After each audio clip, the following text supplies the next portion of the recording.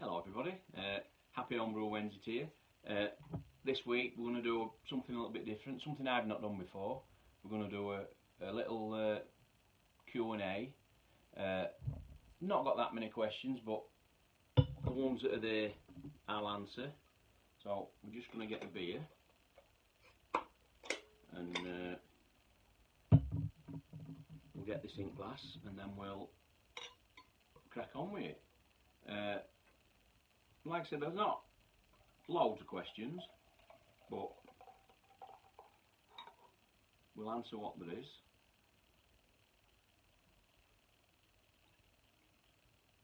We're just having a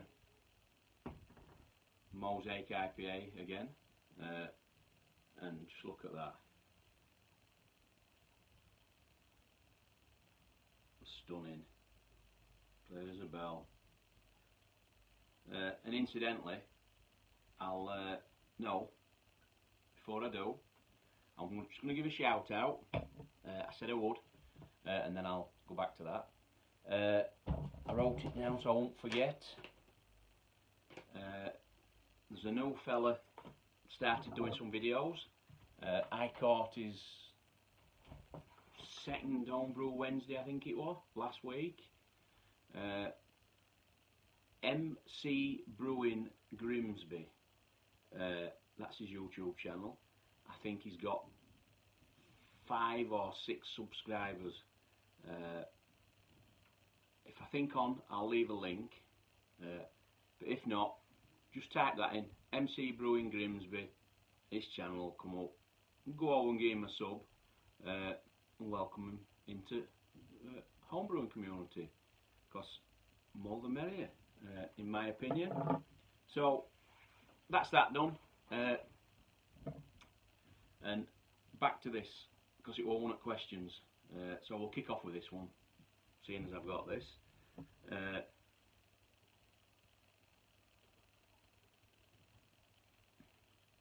Oh, beautiful. Right, got me my old phone here with all questions on. So this first question was by David Cartledge. I'm interested in the Mosaic IPA. Where did you get the recipe? Did you do a video on the Mosaic? I'm not sure whether I did do a video. If I did, it's going to be a fair while back, but I can give you a recipe. It's actually an all-grain recipe kit that you can get from Brew UK, which is what I originally did. I kept the instructions that came with it, and it had all ingredients, and all I've done since then, I've just ordered malts and hops and just done it myself without buying the kit, and I've got it in my folder here. All grain kit. It should be, if you can get it, 5.4%, 23 litre batch. You're looking for a 1055 OG and a 1014 FG, and the grain bill is Marisotta, 4.3 kilo, Vienna malt 940 grams, and Cara malt 188 grams. And your hops are Cascade and Mosaic. Cascade is 75 grams, start at boil. That's your bittering addition, and that's all Cascade you put in. And then Mosaic, you've got 30 grams at flame out, and then you do a dry hop of 50 grams of Mosaic for 1 week, 4 days in roughly. And I used a USO5. I think that's it, that's what came with kit anyway, a USO5. So that's the Mosaic IPA. What's wrong with me? I can't speak. That's the Mosaic IPA, which is what I've got here, and it's from Brew UK. So that's his first one answered.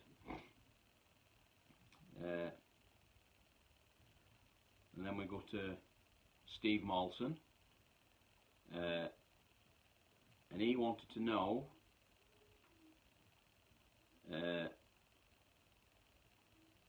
he's got here, how tall are you, what shoe size are you, but then he's put, just kidding, what do you do for a living? Well, I work for a company in Normanton. It's a printing company, Parkside Flexibles, flexo printing. We did a bit of gravure printing, but we've got rid of that now. It's all flexo printing. I'm a plate mounter, which most of you will not know what that is. I prepare all the work. Before it goes to press, I prepared it. So if whatever they print's wrong, it's my fault. So that's what I do. I've been there 13 years now. Started,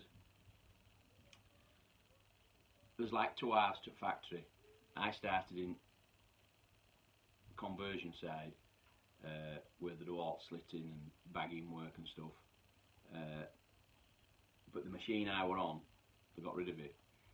So in effect I was surplus to requirements, but they kept me on, and I went over into print side, and I did various jobs in there, but quite rapidly worked up to mounting department, and I've been in there 6-7 years now or something. Quite enjoy it. It's a good shift pattern, although downside is that when you're on your days, your week that you work your 3 days, that's your Wednesday, Thursday, Friday, that's your weekend. So you do Wednesday, Thursday, Friday, Saturday, then you go into nights, Sunday, Monday, Tuesday, Wednesday night. That's a long stretch, 8 on trot, of which I've just done that now. That was my last. I've just done them 8. Well, I actually did 10. I did an extra 2. So I did 10-12 hours on bounce. So that's downside, the long shifts, but it's not a bad paid job, and it's, now I know what I'm doing, I'm fairly good at it, it's quite an easy job. So that's what I do. I work for a printing firm. I hope that's answered your curiosity, Steve. So we'll move on. Next question. This phone keeps turning off. So that was Steve's question. We've had David's.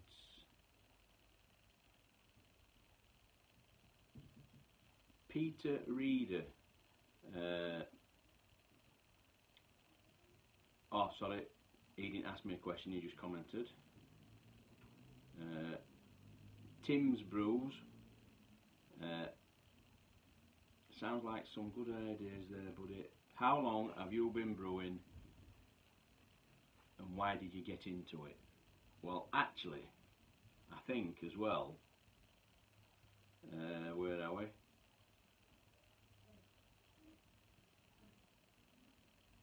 David, DTS 1953, he asked basically the same question, so I'll answer for both of you.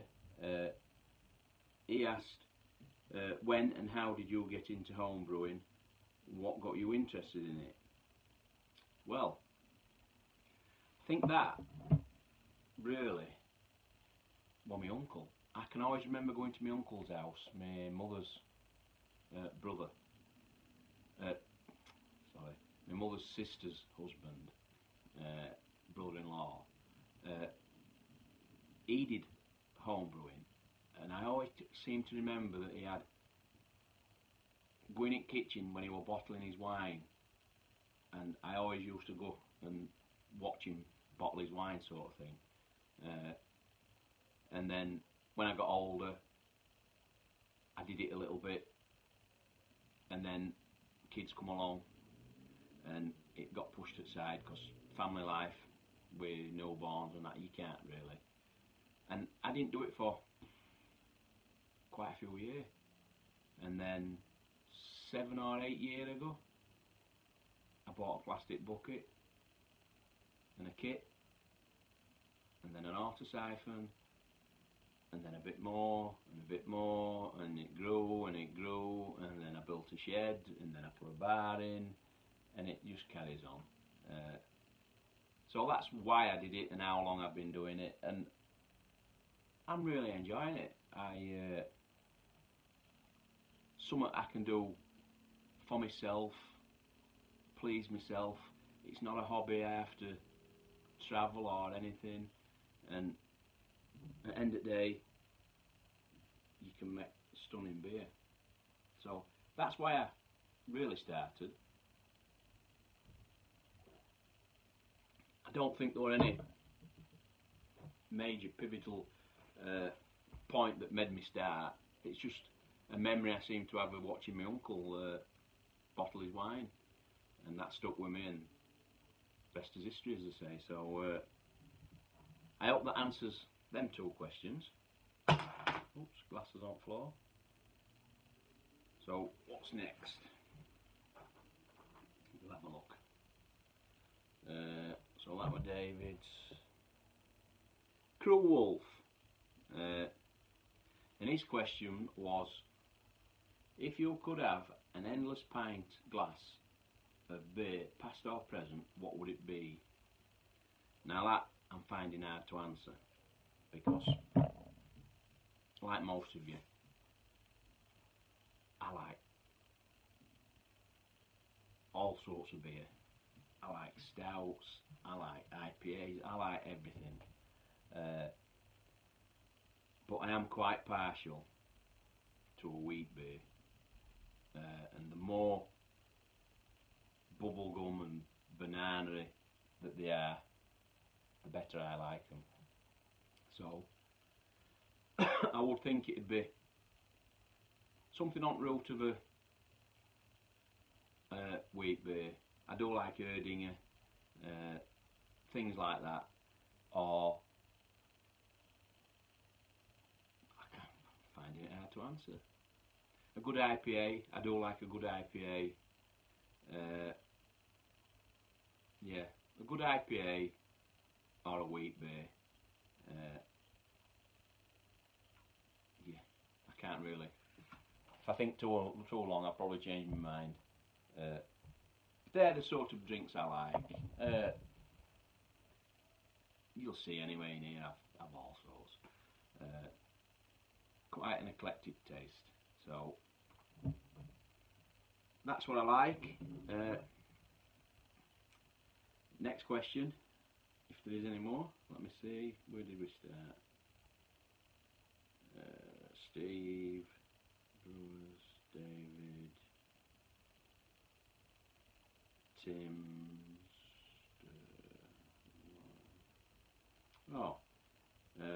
Alex Drummond. Would I ever consider moving to an all-in-one brewing system, i.e. grain father, etc.? Well, quite coincidental that, because I am actually thinking of moving over.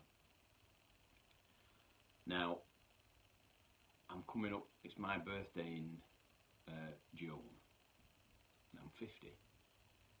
So I'm thinking of treating myself, and I might treat myself to a grain father. Not certain yet, we'll have to wait and see, because they're not the cheapest things to buy, especially if you buy all add-ons that you can get with it, jackets for it, and there's all sorts, there's loads of accessories. But if I did go over to an all-in-one system, it would be a grain father, I think, because I like the idea that you can buy the upper top for it, and you can distill with it. Not that I'd be distilling, because we can't do that here, can we? It's illegal. But I just think it's a good idea, if you get my meaning. So I think if I do go over, it would be a Grainfather, I think, at the minute, from what I've looked and seen. If there's any of you out there that's got one, I think Steve's got one, hasn't you, Steve? Steve Molson. Let me know if you think they're worth the money. Because you're talking, ones I've been looking at, you're looking at, I think, the best part of 650, 700 quid or something for your basic model. So, you know, they're not just a couple of quid. We'll see. That's something in pipeline. I mean, I'd like one. I'd love one. But it's like anything else. I'd like more stainless steel fermenters. I'd like a tilt. There's all sorts. And these things add up. And you've just got to space it out and, you know, buy them if you can afford them, sort of thing. The system I've got works fine. It's just, I find it hard. Maybe not hard is the right word. I find it a bit of a task having to hit my temperatures. If I stay as I am, I think I'd have to mod it up a bit. I need to put some sort of recirculation on it, which would be buying a pump and all the rest of it. So by the time I've bought a decent pump, I'd be looking to change out my mash tun to SS Brewtech. They do one, don't they? In fact, I think Paul is here brewing in Ireland. He got one, didn't he? And Tom, New Tone Brew Tom, they got one, and they're 300 odd quid. So by the time you bought that, pumps and modded it up and messed about, I bet I'll be nearly there in money range. So do I do that, or do I plump for one of them? We'll see. It's a decision I won't be making lightly. We'll give it some thought. But if ever there were a time for me to get one, it'd be now. In or around my 50th. I've got an excuse then, haven't I? So we'll see. But yes, I would never rule it out, because we all like his toys, or I do anyway. And I'm not sure whether that's it. Let's have a look. We'll start from. Oh no. Homebrew Griffo asked me a question. Let's see what it put. Aside from your awesome brew shed, what's the most impressive thing you've built yourself? Now I had to give this quite a bit of thought, because I've built all sorts. I've done all sorts. I've put all my own fencing up, concrete fencing and that. I've done all my own decking. I've knocked walls out in house and made rooms that weren't designed to be a bedroom into bedrooms. I've levelled floors. I've fitted French doors. I've done all sorts. But I think, I don't think it's the, how did he word it? Just let me check that again. Impressive. I don't think it's the most impressive thing I've built. But it's definitely one of the things that's given me the most pleasure, or a lot of pleasure. What I built, you know, these wooden playhouses, Wendy houses, you can buy for kids. When my two were like 22 and 19, But when they were little, we'll be looking at, I don't know what they were, 4, 5, 6, something like that. I built one of them little Wendy house. In fact, where that corner of my bar is where it was in garden. Built it from scratch. It wasn't a kit or anything. Built it. I put a little like patio in front of it. It was painted blue. I think it had a red door, and they loved it. Did kids? They played hours in it, and we had quite a few toys in it. And they'd run into the back garden, straight into the house, drag out all the toys, and they'd play ages, for hours, in and around house. Daughter had a little kitchen in it, and she used to pretend to cook and all the rest of it. And I think that, in fact, I think I might have a photograph. If I've got a photo, I'll struggle to find one, but if I find one, I'll put a little picture up here of it. I mean, if I'd known back then, I'd have videoed it and showed you a few more angles of it. But I think the photograph I've got is just straight on. I think. If I can find it, I'll put it up anyway. And yeah, it wasn't the most impressive thing, but they loved it, and that made it worthwhile for me. That, yeah, little playhouse for kids. That was the one that's given me most pleasure, apart from my shed.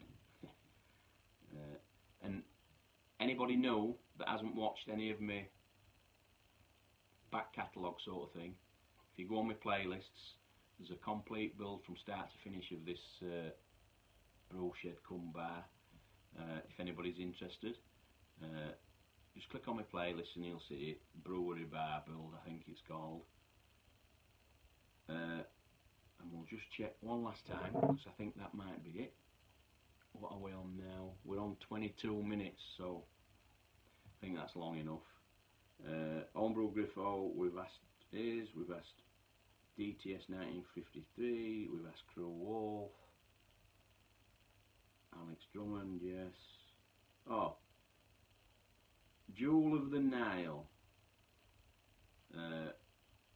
This channel goes by. I think it's a lady over in America somewhere.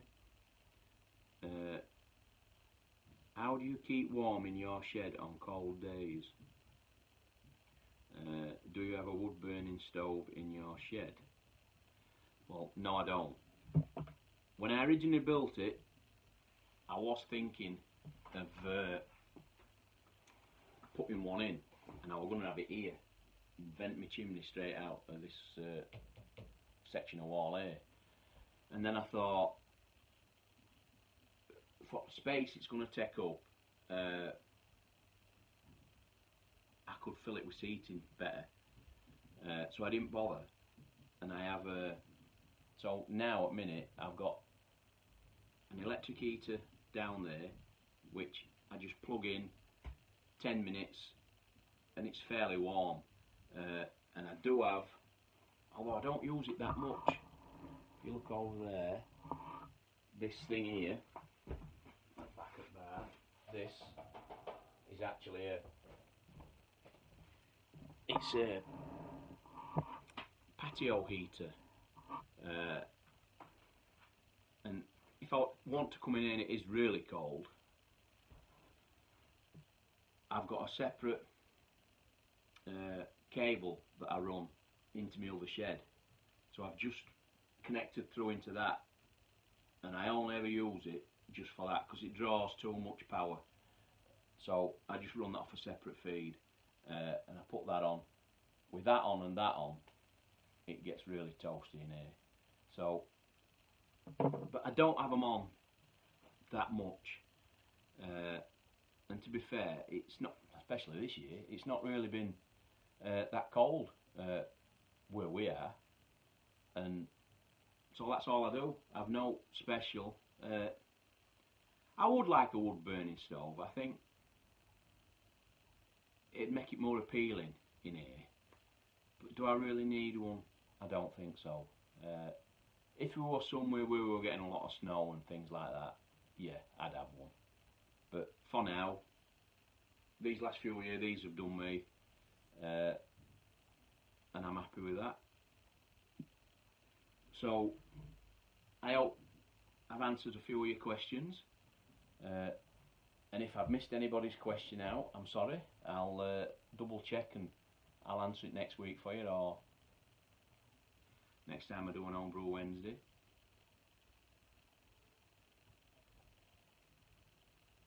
So I think for now, we'll leave it there. I don't think there's anything else. And I'll catch you all next time. Cheers, everybody.